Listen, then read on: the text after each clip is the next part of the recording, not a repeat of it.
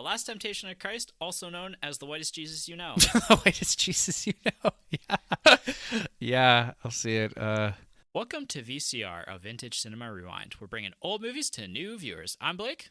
And I'm still here. Blake hasn't kicked me off the podcast yet. But you're on thin ice, damn it. Yeah, I know. And I'm Michael.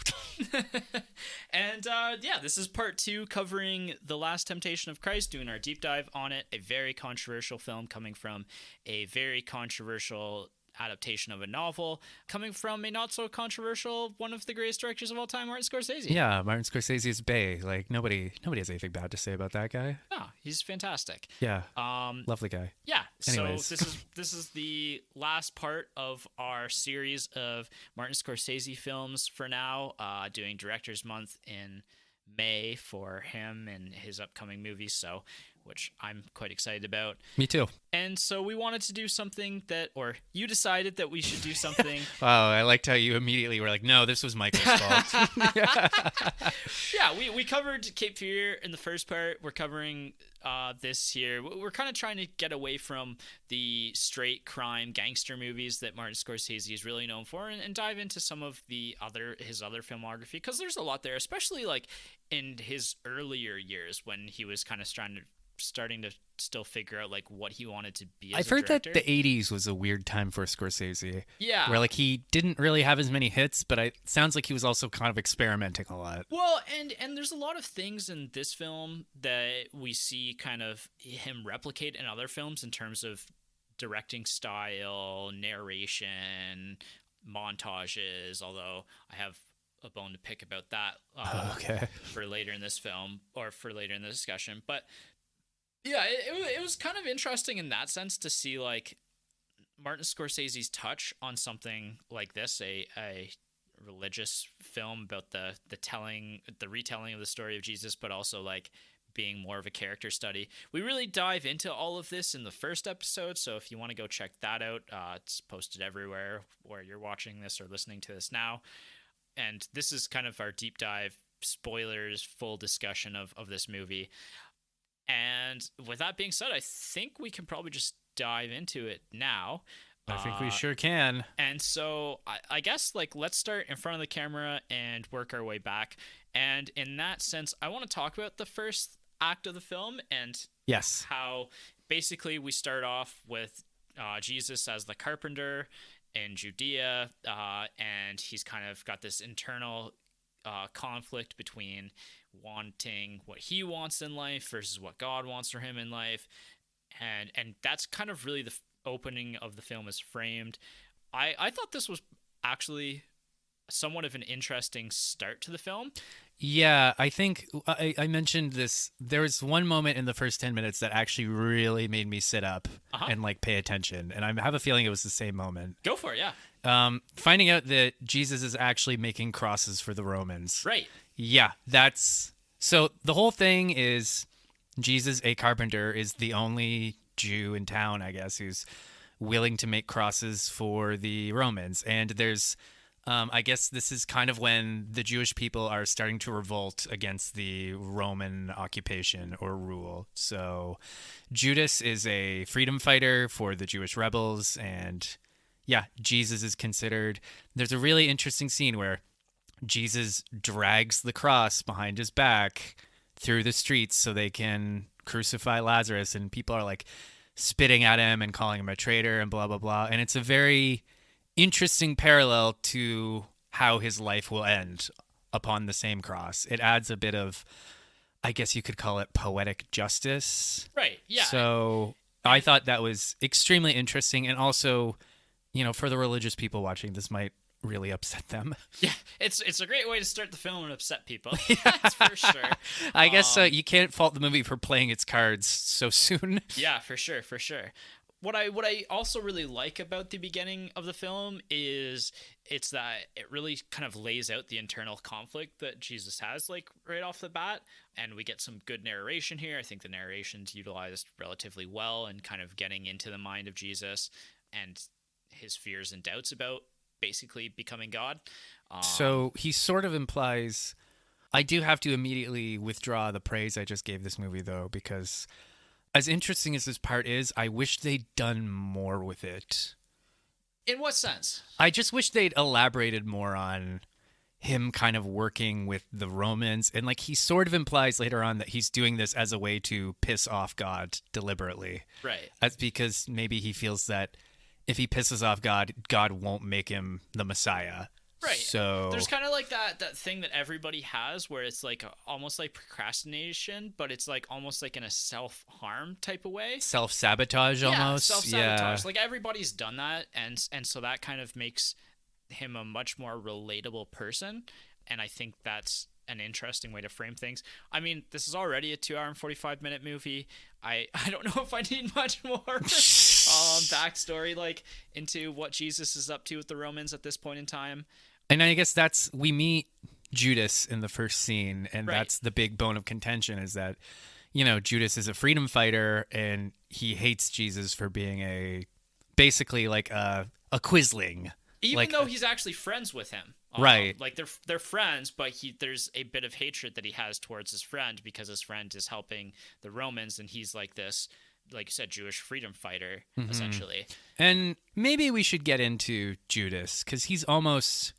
I would argue that like the whole movie is really about the two of them. Yeah. Jesus and Judas. Yeah, I'll give you that. Like there's a couple other relationships, like Mary Magdalene is also very important to this film too. But yeah, Harvey Keitel's portrayal of Judas is very important to this film. Yeah. So where do you want to start? Let's recapping a bit. So again, Jesus is a quisling about to become a Messiah. Judas is a Jewish freedom fighter, and they're friends, but Judas is extremely mad at him. And then early in the movie, Jesus kind of goes off to like a monastery, and he sort of kind of accepts what he has to do. And then Judas confronts him, and Judas actually has orders to kill him. Right. And Jesus convinces him not to, and he convinces Judas to follow him, with the idea being that if he ever strays from the path, then Judas will kill him. Yeah. And it becomes... But the conflict between them continues because Jesus preaches, that love, we need, love. We're going to kill him with kindness. We're going to save the world through love. But Judas, and what's interesting about Judas is like he's essentially a soldier. Yeah. Like he preaches, in this film's language, the axe. Like Right. we need to defeat the Romans through combat. Like we need to fight. Right. And they constantly have this back and forth where Jesus wants to use love to defeat their enemies, and Judas wants to use the axe. And yeah, the movie kind of continues from there. And that's kind of also like how Judas is portrayed as well. Like he's portrayed as a tough guy, and they say that several times, like, oh, you're the toughest guy in the group kind of thing, right? Yeah, Jesus actually deliberately says like, you're the strongest of all my friends. Right, exactly. And that's something that I think Judas needed to hear at those specific times as well. But in terms of well, there's maybe something else we should say about the relationship. Yeah. Let's say it's a very homoerotic relationship. Like, and you can't have not noticed that, but yeah, there's a little bit there for sure. And like maybe again comparing to Ben-Hur, like between Judah Ben-Hur and I'm blanking on the bad guy. Yeah, the main bad guy's name. Well, right this now, one was like way more over the top, I found.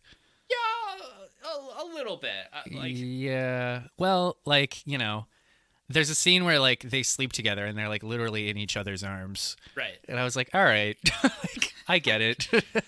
Yeah. And even just like, the famous kiss of Judas is Judas identifies Jesus to the Roman authorities with the kiss on the cheek. Right. In this movie, it's like full blown on the lips. Yeah. Like, it's like a yeah, it's a almost big damn kiss. Yeah. But and I don't know what that would, maybe this is part of the reason why this movie is so incendiary, but it's also kind of like, Jesus also has this relationship with Mary Magdalene, but I almost found that like they make a big song and dance about her at the beginning of the movie. They have a really long, interesting scene, but then she's almost kind of an afterthought through the rest of the movie. Yeah, I noticed that too. Yeah, like they almost kind of forgot about her. Yeah, they just couldn't come up with like, I don't know if it was they're missing the dialogue there or maybe there were a couple cut scenes. Yeah. And like she does kind of show up at the end, but only in a very minuscule way. And like there's a story in the Bible where the Jews are going to stone an adulteress. And in this movie, which I thought was interesting, instead of that, they're going to stone Mary Magdalene for being a prostitute, essentially. Right. So that was an interesting way to bring her in, but then she just barely does anything in the movie. Yeah, they just kind of like lost like what to do with her after that. I saw the same thing actually. But I want to move back to Harvey Keitel first. He was actually nominated for a Razzie for this film. I saw that worst, too, yeah. supporting actor. What I'll say about this is I think that Harvey Keitel is miscast in this film. You think so? I think so, and so here's the thing: is Judas is supposed to be a tough guy, and they've hammered that home that he is the toughest guy around, kind of thing. Mm-hmm. But I think that Judas needed to have some more underlying emotion and inner conflict, and that to be presented more.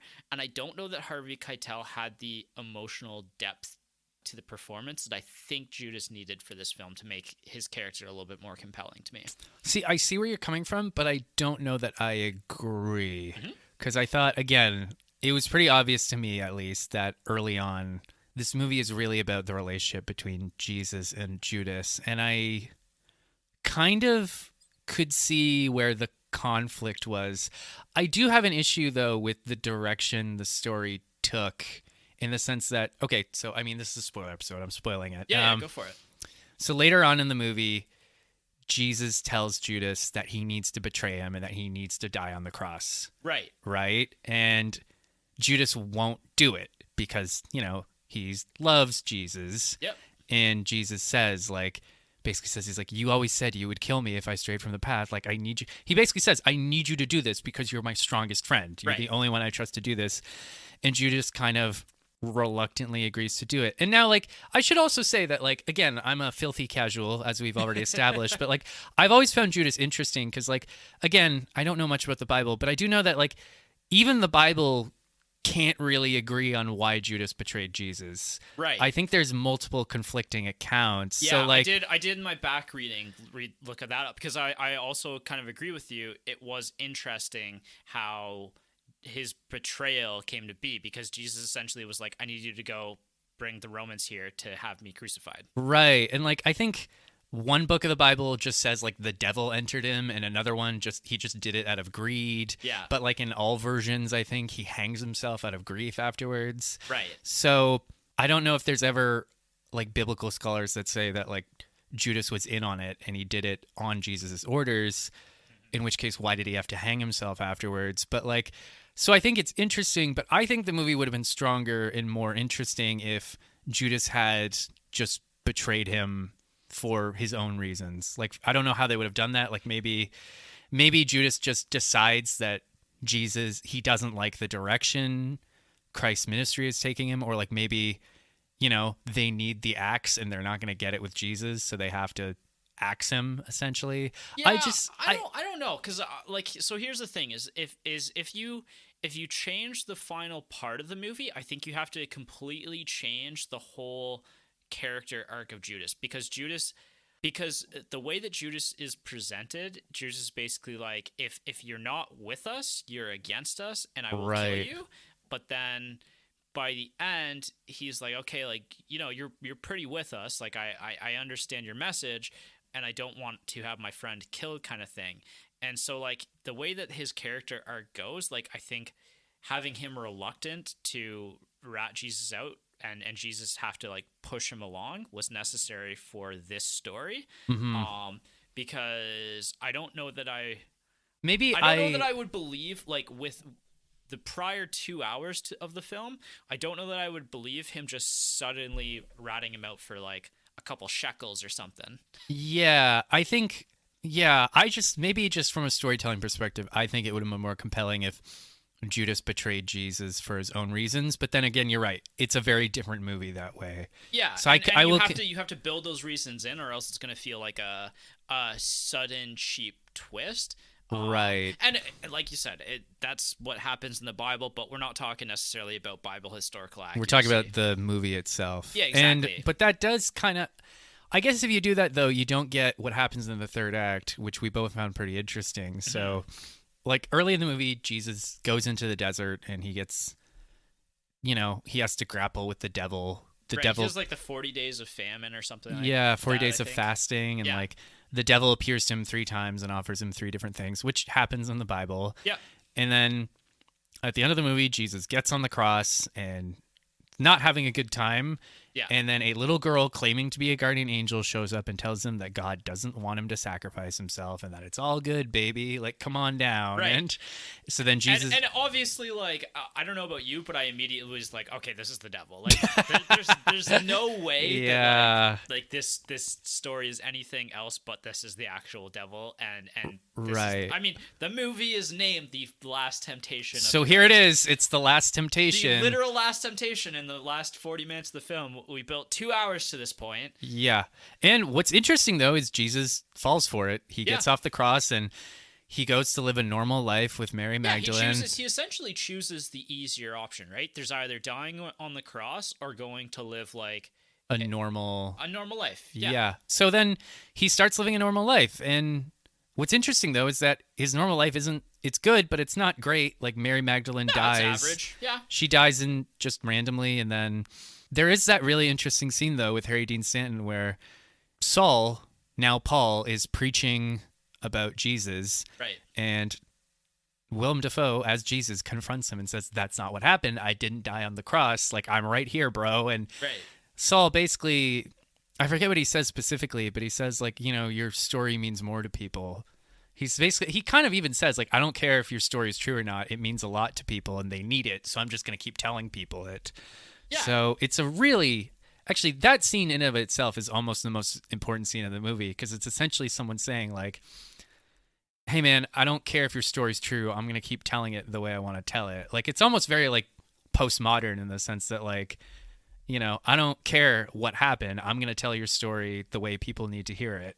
Right. So, and then we flash forward again, and Jesus is on his deathbed, and the world has kind of descended into chaos and anarchy. And yeah, as basically Jerusalem is being invaded and raided and sacked by the Romans. Yeah. Yeah. And then the apostles show up finally after all these years, and then who just never casually realized that Jesus was still alive. Like, that's the only small thing where I was like, how did you guys not notice? How did you guys this? not put the 2 and 2 together, right? Yeah. And then one of the more compelling scenes in the movie is that Judas finally shows up at the end, and he specifically says, "You broke my heart." He's like, "You didn't keep up your end of the promise. Like, I betrayed you like you wanted, and you wouldn't die on the cross, and now the world is blah, blah, blah, blah, blah." So Jesus... And instead, you chose like the selfish way out, and essentially and you went and lived your own life here.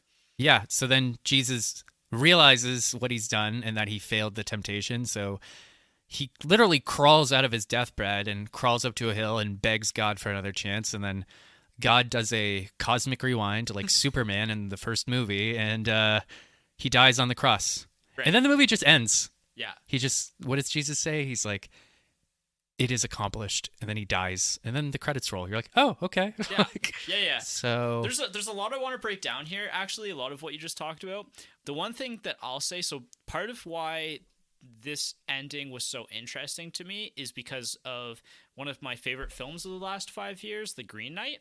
Oh yeah, I like that one. So spoilers if you haven't seen The Green Knight, maybe fast forward a couple minutes here because I'm going to talk about the last. It's a really good movie. Film. It's a really good movie. I really, really like that one a lot. But so assuming that you're fast forwarded if you haven't seen The Green Knight, this movie ends very similarly to the ending of The Green Knight, wherein we get to see the alternative history of one person's choice and how that affects everyone around them. I knew kind of instantly as soon as the guardian angel, who was really Satan, pulled him off the cross there, I was like, oh, we're about to do a Green Knight. You're right. and I was right. Actually, Green Knight was doing a Last Temptation of Christ. Yeah, exactly. It was doing a Last Temptation of the Christ.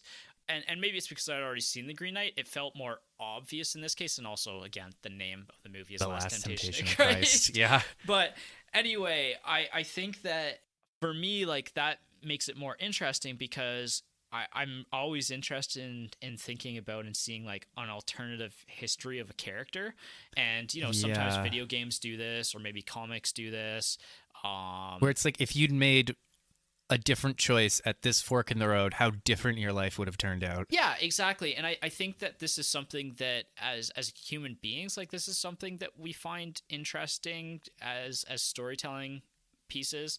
And I thought it was used quite effectively here to like show that, Jesus could have lived an all right life, not being sacrificed on the cross for everybody kind of thing. Mm-hmm.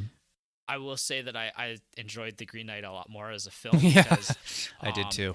And The Green Knight, like I wasn't expecting that from it either, because the way this one portrays it, it's like I will say, so what I'll say about this one is I thought it was really interesting that it wasn't just a vision per se, and that it felt like he was actually like literally pulled off the cross by Yoink.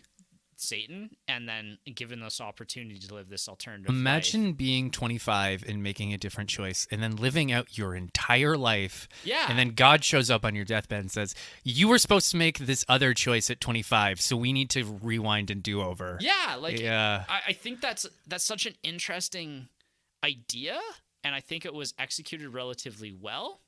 Yes, I agree.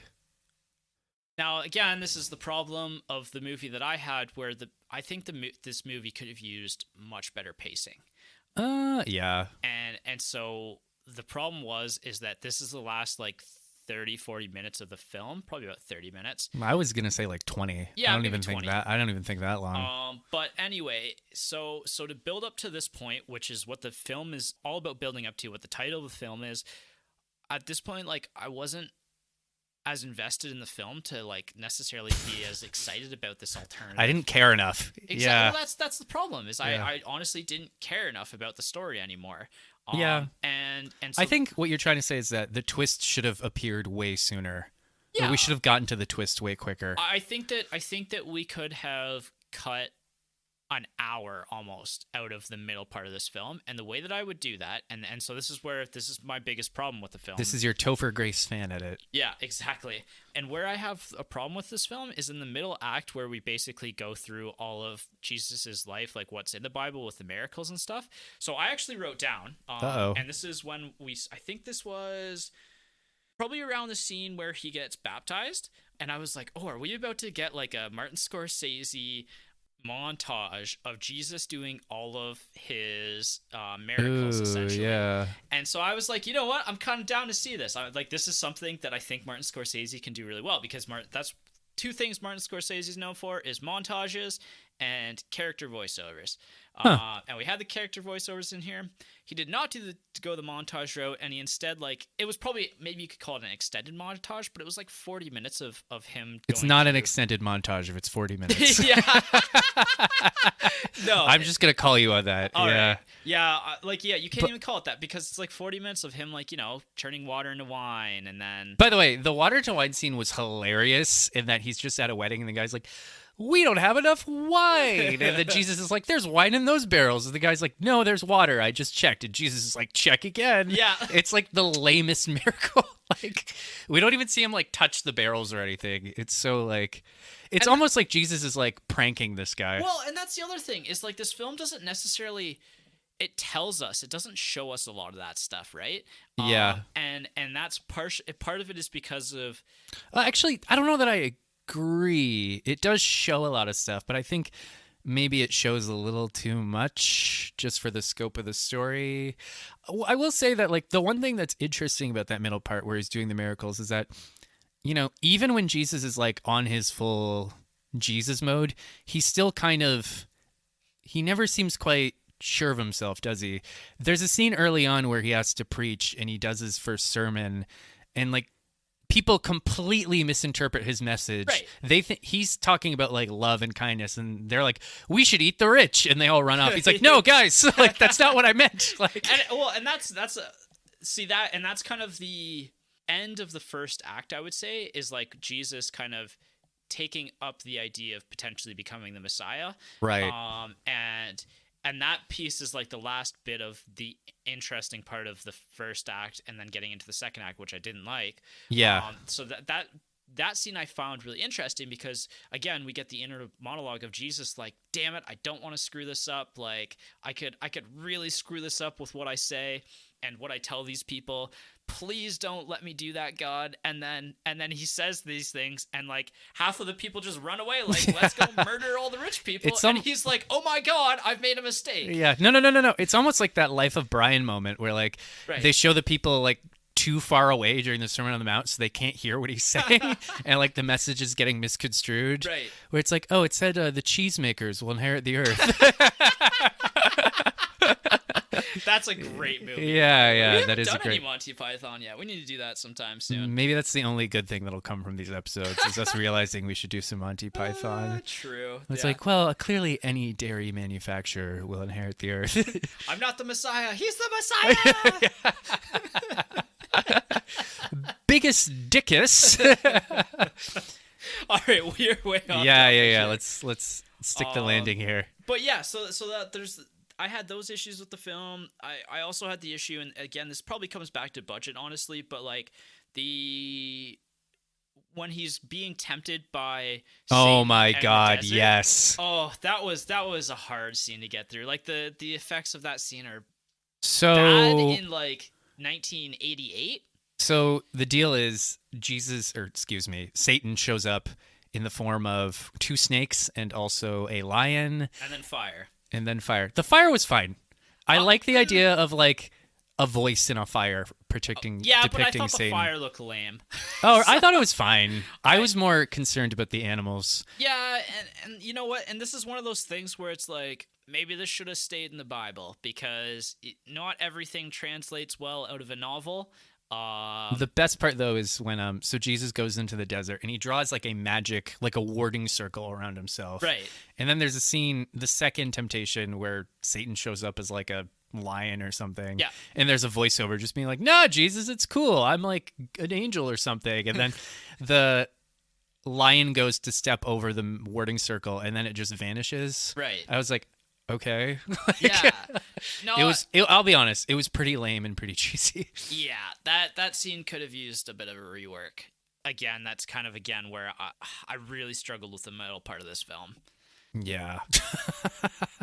I did like the snakes where it's just like, I will say, as much as I love Scorsese and as much as I didn't hate this movie, there are some outrageously cheesy things that happen in this movie. Right. Even, like, I liked Willem Dafoe, but there's one moment in particular where he has a dream with 2 snakes again, and he just wakes up and he grabs his chest and he's like, what does he say? He's like, "Forgive me." It's like, all right, Jesus. Like, I mean, yeah, pun intended, but... What do you think about the scene where he rips out his heart? I was like, was that in the Bible? That was wild. Yeah. That was something. That woke me up from my starting to slumber. Actually, there's another complaint I have with this movie. So this whole thing is, Judas and other people want Jesus to take up the axe. They want him to start preaching like rebellion and violence and all that stuff. But Jesus wants love. But then there's kind of this thing that happens in the middle where all of a sudden he shows up to his followers and he's holding an axe and he's like, let's get him. Right. But then it's love again after that. Yeah. So I'm like, what happened here? Like when I watched it, I'm like, did he get possessed by the devil or something? Like, yeah. Are we going full alternate history where this is like a failed Jesus? But then all of a sudden he's back to love after that. So I was like, what? Maybe I was confused and I need to watch the movie again, but I'm like, what happened here? Well, like, why are you axing all of a sudden? Yeah, I was reading about that because there was a Wikipedia page that brought me into that, and then I was reading about the backstory about that and like how that actually happened in the Bible, because he kind of storms the temple, right? Right, yeah. Which does happen in the Bible because they're corrupting the temple. It's become a den of moneylenders. So he did charge it in the temple and did a bunch of yelling and screaming, and that scene, I thought that scene was actually kind of interesting. Right, and that scene makes sense because they've corrupted a place of worship. Yeah, like so that he would goes upset in there as, Jesus. like, Warrior Jesus. I wrote that down, Warrior Jesus. Warrior Jesus, yeah. Okay, But, yeah, that was weird though. Yeah. I guess. I don't know. It's so yeah, like I didn't hate this movie and there's a lot to say about it, but I do have some pretty solid complaints. Like I would have liked more of a focus on Jesus and Judas's relationship or the conflict between them. I wish they'd done more with Mary Magdalene. Yep. I agree that the movie was too long and they could have shortened a lot of it. Very bloated in the middle. And like Jesus, here's a question for you, and this is a question I never thought I'd ask anyone, but what do you think of Jesus in this movie? So this is again, like I've said a couple times in the first episode, that this is essentially a character study, and I thought that as a character study, that it's somewhat effective at showing a person struggling to either, live an average life or live a Jesus Christ life. Jesus, yeah, like like the most famous person ever, or just an average family man kind of life. And that story to me is very interesting. And the end of this film, where it does explore that in more detail, and it says, okay, what if Jesus did just choose to be like average? And I thought all of that was really interesting. I thought Willem Dafoe's portrayal, for the most part, was actually pretty compelling and interesting. I guess it's kind of like, this is everyman Jesus. Yeah. It's like, imagine if you're just out there living your life and God tells you have to go be the Messiah. Like, right. Jesus he goes kicking and screaming to the finish line. Like, he really doesn't want to be the Messiah. Right. So... But that's the Jesus that we need, damn it. I guess a Jesus who really would prefer... Like, really... It's not the Jesus we want, but it's the Jesus we needed. One thing I wrote in my notes... By the way, I forgot to bring my notes, but I did prepare notes. But, it's like, this is a reluctant hero Jesus. Right. This is Jesus who... Another thing I really... And you know what? That's what I'll say about the middle part as well, is that the middle part feels like, Jesus has... Like, Jesus no longer has doubts or fears or anything. Like, there's the when he's doing all the miracles and stuff, it's like confident Jesus.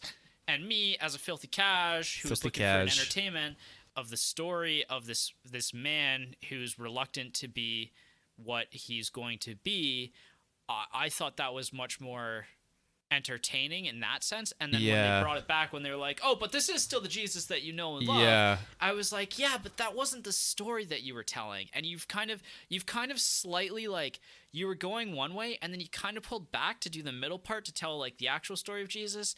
And I was like, that wasn't really what you were doing. And now, like, this feels tonally off almost for me. I don't know if I'd agree fully. I get where you're coming from. I don't know. He never seemed fully...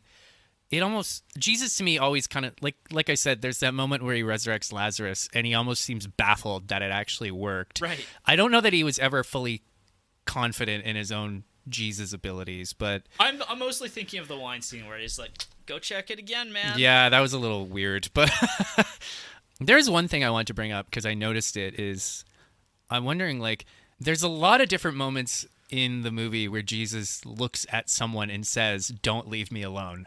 Right. Like, please don't leave. And, like, it happened enough times that I started noticing, but, like, there's a lot of different moments where, like, he's afraid or something, and he's just like, please don't leave me. Like, there's a scene early on with Judas where they're going somewhere, I forget, but Jesus is like, don't leave me alone tonight. And they cuddle up in each other's arms, which is totally just something bros do, I guess, but... When you're out in the desert and you gotta show warmth, yeah, I guess, hey, what are you gonna do, right? So... I don't know, there's even, like, in the end, like, with the guardian angel, I think even she says, like, he says to her, or she says to him, like, I won't leave you alone, or he says, like, please don't leave me, like, right. And it happens so many times that I'm like, what are they trying to say here? Like, is this Jesus? I don't know. Did you notice that? I guess I did, but I didn't think about it all that much, so I don't know if I have too much to discuss in that sense. I don't know if I know what they were going for with that. Like, if they were just trying to show him as being, I don't want to say cowardly, but a little cowardly. But there's, yeah, I almost need to watch it again to, like, think about that. But it's almost like this is, Jesus doesn't want to be left alone in this movie. And, I'm just speculating here based on what you're saying. Maybe it's trying to portray Jesus in the human light of needing human interaction, and if Jesus is the Messiah, there's really nobody else on earth who's his he can relate to and his counterpart. And so if it's just him, it's a fear of being alone at the top, almost, in a sense. Maybe, yeah. But I just thought that was interesting how many... Actually, I made my mom watch this movie with me. And even she pointed out, she's like, he says that a lot, doesn't he? Like, don't leave me alone. Mm-hmm. Anyways, that's all I had to say about it. Oh, what did you think about the dialogue in the film? I thought it was almost Shakespearean in a sense, but in like a very stilted way. Thought it was a little cheesy and over the Yeah. top. It was very I hate to say this, it was almost a little Star Wars prequel-y. Okay. Yeah, like yeah, I agree that there were definitely some moments that felt like a hit, like an old-timey soap opera. Yeah, it was probably one of the weakest aspects of the film, I think. Like, it wasn't necessarily compelling dialogue all the way through, and that is definitely a detriment to the film, and especially in a film that has some major pacing issues and some length issues. Like, if you're not telling compelling, and this is maybe the trifecta, and I'm talking a little bit effects and filming here, but you know, with a low budget and using like minimalistic set pieces and set design, you have to sell the film on You gotta do something. Yeah. on like emotion and on dialogue, and the dialogue was definitely not hitting all of the beats for me. And I guess like that's always kind of the challenge with like fantasy or historical things is you can't use modern day dialogue. You have to use kind of like antiquated dialogue, but you can't make it sound cheesy. And that's the tightrope that again a lot of fantasy and historical dramas have to walk. But I've seen it done way better than in this movie. In a sense, yes, but like, you know, I could also compare this to the one of the most famous modern plays of all time, Hamilton, Yep. which takes a very modern approach to a subject of, I think, the 1700s, right? Oh, does it? And, Okay. And so, you know, if that's the way you want to tell the story, you can do that. You just got to commit. Yeah, you just got to commit to it. And I think they were slightly committing to that in the sense that the actors who were portraying the Jewish people and the actors who were playing the Romans as New York actors and British actors, basically.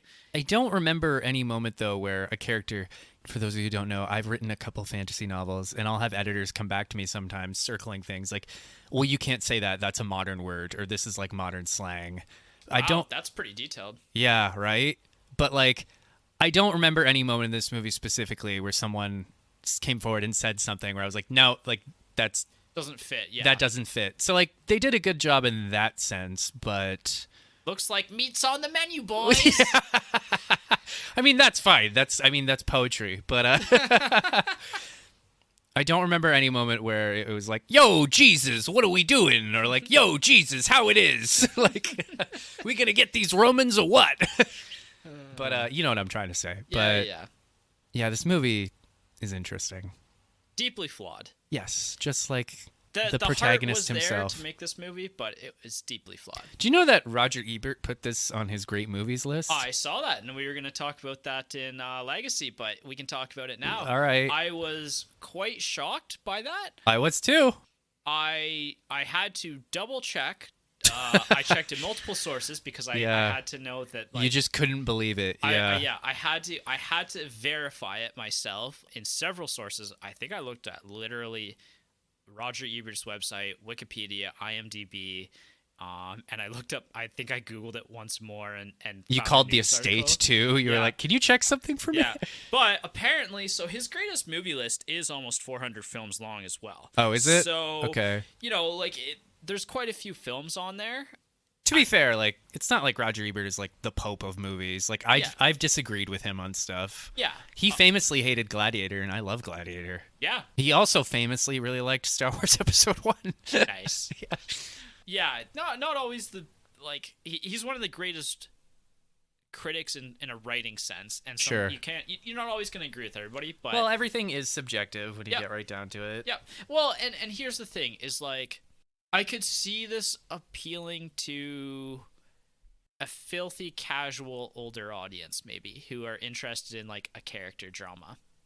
I don't know that I would agree. I don't know. I'm just trying to come up with why Roger Ebert would put this on his greatest films list. Yeah, we're all baffled. Yeah. Like, To be fair, though, I think Roger Ebert was also friends with Scorsese.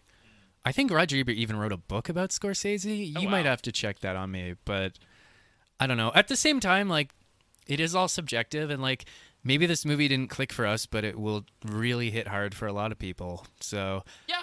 Like, I think I read that some religious people really enjoy this movie Uh-huh. just for what it is and what it does, but Yeah. some of them also freaking hate it. And that's at the end of the day. You and I can harp on this movie all we want, but at the end of the day, like you said, it is completely subjective. Like, if you like this movie, it doesn't offend me. Like, I don't No. care if you like a movie that I don't like. There's lots more about you that offends me, but True. no. But yeah, you and I, who both really like movies, often disagree on movies that we both really like, like the degree at which you and I like a movie, like we often very much disagree on. yeah, there's some movies you really, really like, and I'm just kind of okay with it. Yeah, and likewise. Yeah, and likewise. Well, I just told you to go see Beau is Afraid, knowing that you're probably really gonna hate it. It's gonna be funny if I walk out of that and I'm like, greatest movie ever made. Then I'll be like, I don't know this guy as well as I think I do. But and again, like I said in our previous episode, like just because I disliked this movie doesn't mean I hate it. And like in the one, I'd almost rather a movie I have a beef with, because then the experience is gonna stick with me. Right. Yeah, there's nothing worse than like a movie that's just kind of good and you're like, that was fine, and then you walk away. Yeah. And let's call it the Avatar effect. True. In front of the camera, really the only other point that I wanted to mention was the final shot of the film where it kind of bleeds to white. Doesn't it bleed to red? Yeah, just basically like when it bleeds out kind of thing. Sure. So that was actually not intentional. Okay. The actual film itself basically went faulty, and that's how the shot was accidentally ended. And Scorsese just rolled with it? Yeah, and they were like, you know what?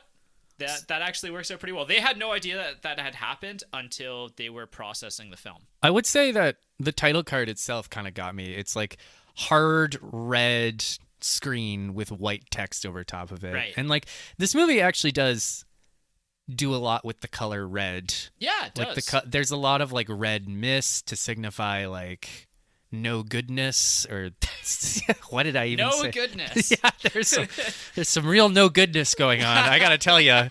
So wait till you check out Michael's books. They're full of no goodness. The no goodness.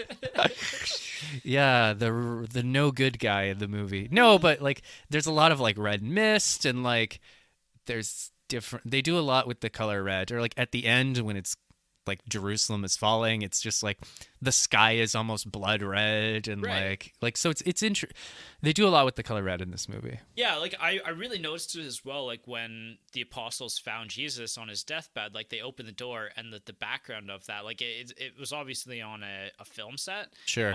It's red. It's very red behind them, and I was like, oh, that kind of, again, that made me think back to the opener of the film. Mm-hmm. And yeah, it's something that is used frequently without, especially with like even like the sacrifices, and we see blood dripping down. Like, yeah, it's very red. Yeah, I thought that was interesting too. I will say, and I mentioned this in the previous episode, I think the most compelling piece of dialogue is his big speech about how Jesus basically says, "Fear is my God," and all that stuff. I thought that scene in particular was very strong, but otherwise, yeah, the dialogue is kind of wonky all across the movie. Oh, the only other thing I'll say, plot, story-wise, setting, I thought they did a pretty good job of world building. A pretty good job. Okay. For using, like, minimal set pieces, like the costume design all looked pretty good. Like, I believed that we were somewhere in the Middle East for most of the film. It has a very... Yeah, the set, I don't know where they shot it, but they did a good job. Oh, Morocco. Yeah. Tight. It was apparently the conditions were not nice while they were there. I believe it. Yeah. It looks like they're in the middle of the desert. Yep. A very rocky desert. Yep. Yeah. All right, so moving on to sequels, prequels, and reboots. So really all to talk about here is the original novel from 1955 from a Greek writer named Nikos Kazantzakis. I'm probably pronouncing that horribly You did your wrong. best. So the book itself was very controversial at the time, like we've already mentioned. The most of the film really is centered just around basically Jesus deciding between whether or not to be a normal person or be a the Messiah, essentially. Right. And it's about whether those temptations will win over or not. And then again, basically follows like a very similar trajectory as this film, where the last part of the film, like the last part of the novel, the important part of the novel that's considered really blasphemous, is like Jesus living this alternative life before deciding to Die on the cross. go back to being crucified. So Yeah.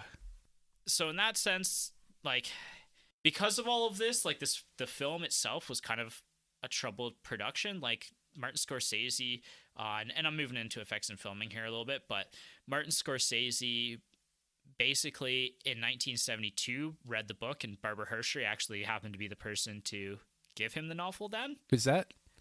She played Mary Magdalene. Oh. And so apparently Scorsese allegedly wanted to make a film about Jesus since childhood.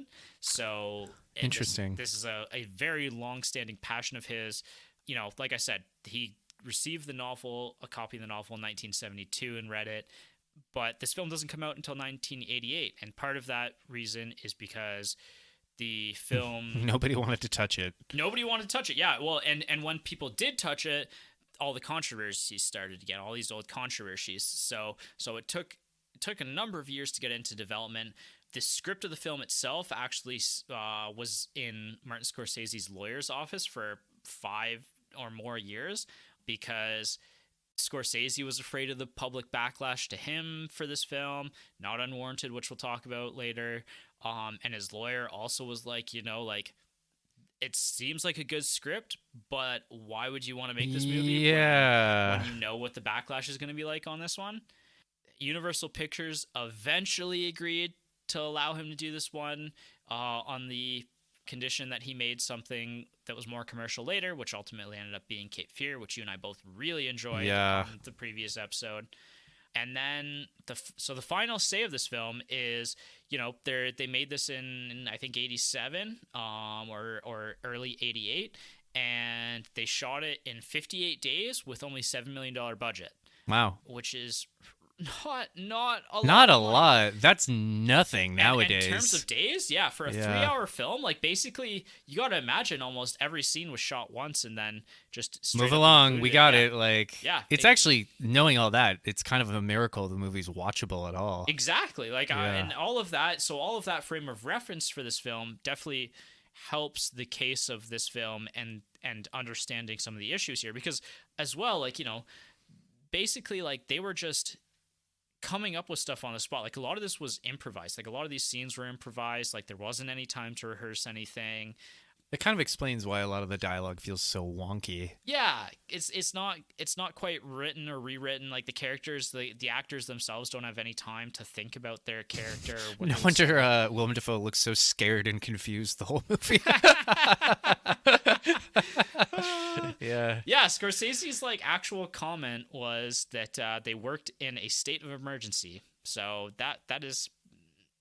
It you know what though? Sometimes it's really a coin toss, because some movies shot like that turn out to be like Casablanca was shot like that, and it's amazing. This movie, it has. Well, it's an epic, right? Like, if you're shooting a film on this kind of scale, you're gonna have to take time. You're gonna have to prepare like the right kind of set pieces for this. And this is my debate: is this film is considered a religious epic? I don't think it's an epic. Like, no, epic is the wrong term. Not think, even in terms of like the set or the set pieces, just in terms of scope. This is very much a character drama. Yeah, I think it's much more of a character drama, and so when you consider this film in the light of a religious epic, you have to compare it to Ben-Hur. Oh yeah, this doesn't even come close to Ben-Hur. Exactly. This is nipping at Ben-Hur's heels. Exactly, and so it becomes an interesting film where, is this marketed correctly? Is this even still being talked about and discussed correctly? I don't think so. Can you even call this a religious film? Well, yeah, because it's about Jesus and his life, and his teachings, but like, even though at the beginning there's that disclaimer at the beginning again that says no, this is a work of fiction. Yeah, Wink. Exactly. So like, it's a movie full of contradictions.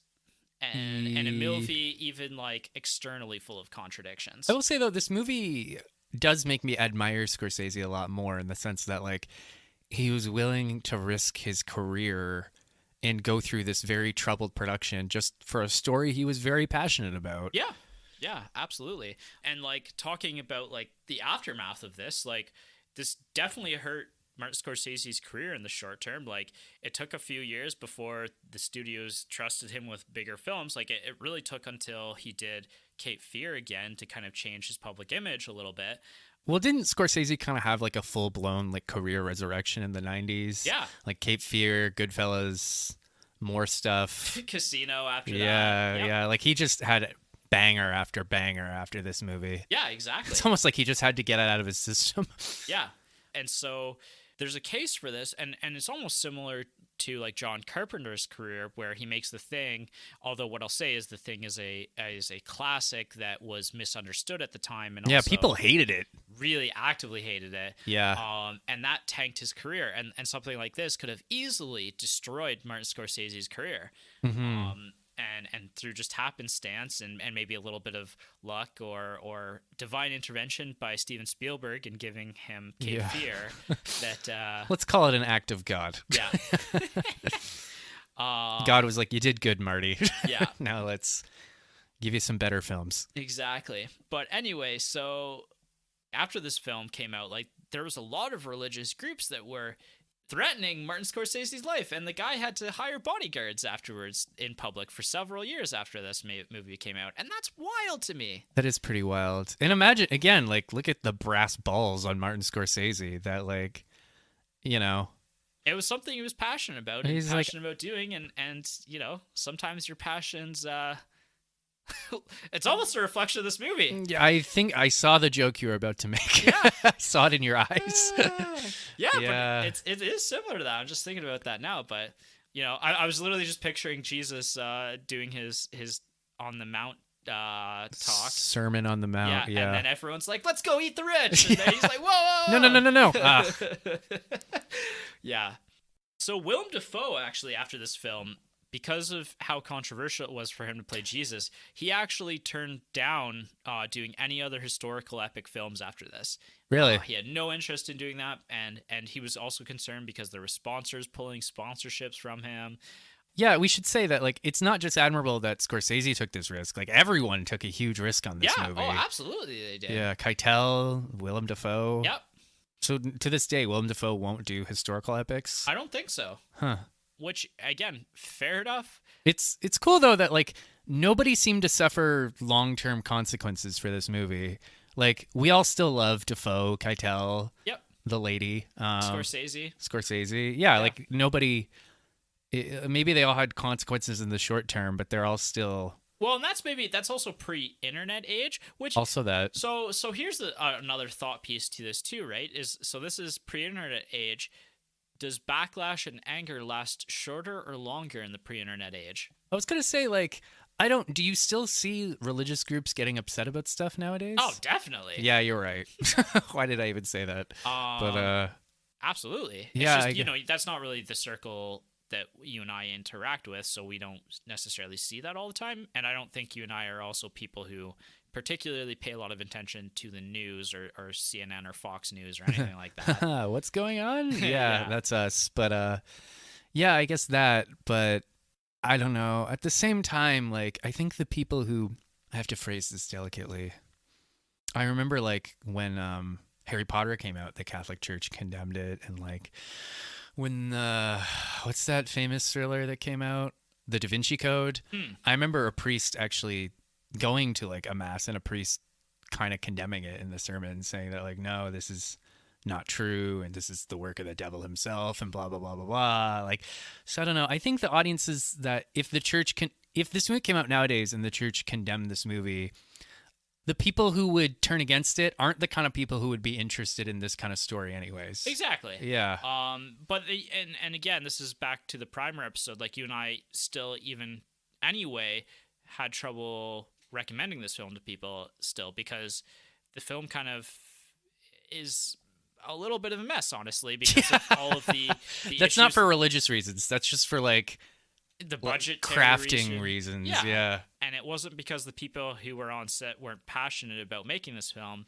There was a lot of limitations, and when things are controversial, obviously it's a business at the end of the day, and a studio doesn't want to necessarily put out a big budget for a film that It's hard to recommend a movie that's controversial and also kind of lame. I was going to say fumbles the ball in certain respects, but I think I was using a scalpel and you just used a hammer. Yeah. Which is, again, and I want to say, I don't hate this movie. I don't even think it's a bad movie. It's just it's not really our cup of tea. And yeah, I think it did certain things a little badly. Yeah. Yeah. You can still see some of the masterwork of Martin Scorsese in this film. It's just because of the budgetary issues, because of it being a story that you and I necessarily aren't particularly interested in, it doesn't quite land with us. Quite pop. You know, I will say, though, if I didn't know going in that this was a Scorsese movie, I would never have guessed that he did this movie. See, and that's where, like, I kind of saw some of his handiwork in this, especially with the voiceovers and the narration, and that's what he's excels at, right? Like, Goodfellas, Casino. So you recognized more of his thumbprint than exactly. I did. Okay. I did. Okay. Some of the brutality and the violence, like, and that kind of style. The scene where Joe Pesci killed a waiter was pretty intense in this movie. Other legacy bits here. So this film, when it came out, was banned or censored in a lot of places. Yeah. Basically on planet Earth. Yeah, pretty much. And it's actually still banned in Singapore and the Philippines. So fun fact, you and I watched a banned movie. Oh, good for us. I believe it's like, I think there was a movie journal that put out a top 25 list of most controversial movies ever. And I think this was somewhere around number 6. Oh, so it's very controversial. Very controversial. Thanks for putting this on the podcast. Yeah. It's not like we're giving this movie a ringing endorsement. Yeah, no. Or chirping the people who like or don't like this movie. Yeah. The other interesting things to this were that the French, so the Catholics in French, actually torched a few cinemas that were releasing the movie when it came out. Ouch. And there was actually caused somebody to die. And there was other injuries because people were watching the movie when they did that. So, I mean, French gonna riot, I guess, is the moral of that story. I guess so. In terms of movies that comes after this, so Martin Scorsese actually, shockingly, decided to do more religious films after this. And so he actually has like a trilogy almost of religious movies. Films. Yeah. So the other ones are Kundun and Kundun. Silence. Kundun? You might be right. I'm not sure. Yeah. Kundun, that's the one about the Dalai Lama, right? Yes, I think so. Who, even in this day and age, the Dalai Lama doing creepy, weird, controversial things. So is the Dalai Lama creepy and weird and controversial? Oh man, you haven't even heard that news bit? No, I haven't. You'll have to explain it to me after the podcast. Yeah, we'll talk about that after. Okay. Oh man. I've heard Silence was really good though. Yeah, it's a pretty new film actually. It came out in 2016. I haven't seen it, or I honestly I hadn't even heard of it until I was researching for this podcast. Yeah, that's kind of what's I think we've talked about this. Like, that's what's interesting and admirable about Scorsese is he's just, even into his 80s, he's just trucking along making movies. Just does what he wants. Yeah. Which is good for him. You know what? That's a sign that you love your job when you're working into your 80s. Yeah, that's a really good sign. Yeah, for sure. I wish I was making movies into my 80s. Instead, I'm talking about podcasts, and I'm 30. Yep. We've still got time. Yeah, true. But it's running out. Yeah. I want to get back to score really quickly. I thought the score of this film was actually really good. It's one of the higher points of the film for me. It's written and composed by Peter Gabriel, who was the lead singer of Genesis, a very famous band. Really? That Peter Gabriel? Yeah. The score fits really well into like a period piece take of this film and kind of slots us into this world of the Middle East and this time in the 2,000 years ago. And he actually had a collaboration of artists come and record different instruments for him from the Middle East, from Africa, Europe, even South Asia. So that's kind of a mix of instruments, and it's considered world music is what it's called. And it's basically like non-Western instruments kind of together in making song. Interesting. Yeah, and he actually was somebody who was a big champion of that and creating this world music. Some of his like later albums actually center around this type of music. Like he really wanted to popularize these kinds of instruments, and not everything has to be a guitar, drums, and a bass kind of thing. Like have all of this different stuff come together, and I thought it was pretty effective here. Yeah. It almost, especially in the opening credits of this film, I'm kind of notorious for this. If you have long opening credits and the music isn't even driving with me, then I'll just fast forward through them. Oh, really? I didn't know that about you. Yeah, I do that sometimes, and it's a small thing probably, but in this film, I actually didn't fast forward the credits because I was enjoying the opening music of this film, and it almost made me feel like I was trying to think if I'd heard it before because it had a familiarity to it that I thought was interesting as well. But yeah, that's my thoughts on it. Cool. Personal reviews and the partner factor. All you to start with. All right, so I did not watch this with a partner. I made my mom watch it with me, and we were both kind of just like, okay. Like, yeah, I'd give this, if I had to give it like a number score, I'd probably give it like a 6.5 out of 10. Mm-hmm. And yeah, I mentioned the gripes I have, and that it's kind of hard to recommend this movie, but I didn't mind it so much. I didn't mind it, and I'm kind of glad I watched it. That's not exactly a ringing endorsement, but that's my endorsement. That's fair. I want, there's gonna be a DVD someday with or it won't be DVD, then it'll be like holotape where if like my review, it'll be like Michael Segan. I'm kind of glad I watched it. I was not a fan of this one. I'm not even interested in character studies usually, honestly. Okay. This is not usually movies for me very often. Sure. Although, like, I guess The Green Knight is kind of a character study, but it's also wrapped in, like, Arthurian lore, and it's also kind of like a borderline a horror movie in the way it's shot. I mean, swords elevate a movie for me, like a full letter grade too. Yeah, so. True. So that movie is my comparison, and I really love that movie. I really like Ben-Hur a lot. Ben-Hur was great. Again, you kind of already said it. Like we've griped on this film quite a bit and talked about our issues with it. Talk some mad shit. Yeah, I don't think I'll return to this one ever again. I think this is no question. This goes to the lowest of my Martin Scorsese filmography. I haven't seen all of his films, but I'm pretty high on most of his films, and 2 or 3 of them would make my top 10 list. Like it doesn't even hold a candle to something like Goodfellas. So that's kind of where I sit on this one. Jess was done after about 20 minutes. I'm surprised she lasted that long. Yeah, she was like, "This movie sucks. I'm going to bed." I can vividly picture your fiance saying that. So yeah, definitely not a movie for her either. Kind of talked to my parents about this one quickly too, and they were like, "Why are you doing that for the podcast?" And I blamed you. Like it's that Michael. It's that guy you made me make friends with when I was a kid. Yeah, they're like, we've seen it, but it's not something that we would... Oh, your parents have actually seen it? They have seen it, actually. Oh, yeah. I didn't know that. Yeah, and then we got into debate about The Big Lebowski, because my dad's like, I've never seen that. What is that movie? And I was like, how have you not seen my favorite comedy of all time? You've never shown your dad The Big Lebowski?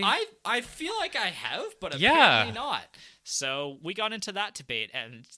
I guess we need to do The Big Lebowski and invite Al Goff on to talk about it. I can tell you how he would say. He would go, "Yeah, that was a weird one." That is all he would say. That's for 2 the hours classic dad response. Yeah. No, it's that or no, it was different. Yeah, it was different. Yeah, that's 100%. You've entered dad status when you comment on something like, "Oh, that was different." That was different. Like, it certainly was. You know what? That was different. Sometimes mean it was really good though. Does it? I feel like whenever so. my dad said something was different, it meant he didn't like it. I think it depends. When my dad says that was really weird, it's sometimes a little bit of admiration. Like, you know what? I wasn't expecting you to go to that weird place. He respects the audacity of it. Yeah. But anyway, that's it for our discussion funny how of Last Temptation. It's funny how a lot of being a son is just trying to interpret your dad's various sayings and what they actually mean. Yeah. I always think about Bo Burnham's song. Yeah. And how he's like, and that's the deepest conversation we've ever had. Yeah. Bo Burnham is Inside. Have you ever seen that? If you've never seen that, I would recommend that way over to this. Yeah. Not So, even like close. years from now, they'll be like, do you remember that episode of Vintage Cinema Rewind where they talked about The Last Temptation of Christ for an hour and a half and then they recommended Bo Burnham at the end? Yeah. Yeah. This will be one of our weirder ones. Oh, No, this will be a different episode. true. So upcoming, we have June. We're coming up on. It looks like we are doing foreign films. We got Jason's Choice in there, and then we'll see. June is a longer month in terms of when we post stuff, so we actually have a third thing Ooh la la. to do in there. So we'll see. We'll see what we get up to then. We'll see what we get up to. Yeah. But anyway, that's us. And we'll see you next time for hopefully a far less controversial movie that I have a feeling you guys may never hear from me again. In which case, it has been a pleasure.